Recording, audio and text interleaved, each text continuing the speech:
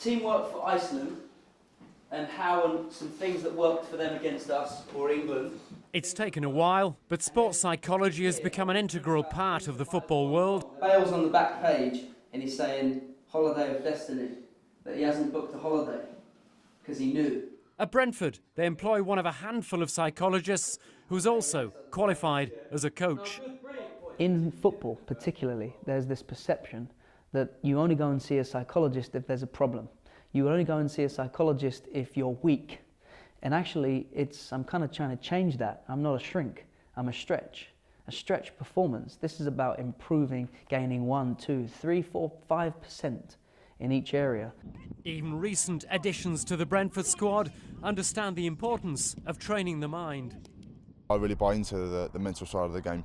I'm a big believer in belief, confidence. You know, the way you're feeling mentally can often reflect how you feel on the pitch and how you perform. I used a good example in there of Wales. You know, they have a couple of big players, but you know, as a team they're terrific. They have a way of playing, and they're in the semi-finals of the Euros with a great chance to get to the final and maybe win the Euros now, which is you know, unthinkable a few weeks ago. So yeah, I mean, you have to work as a team if you want to be successful, and they're showing everybody that.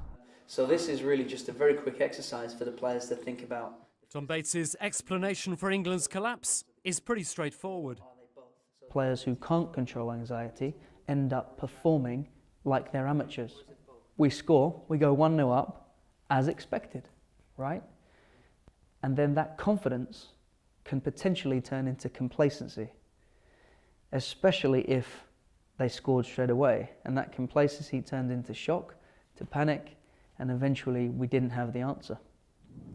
Brentford hope they have the answers to winning a place in the Premier League.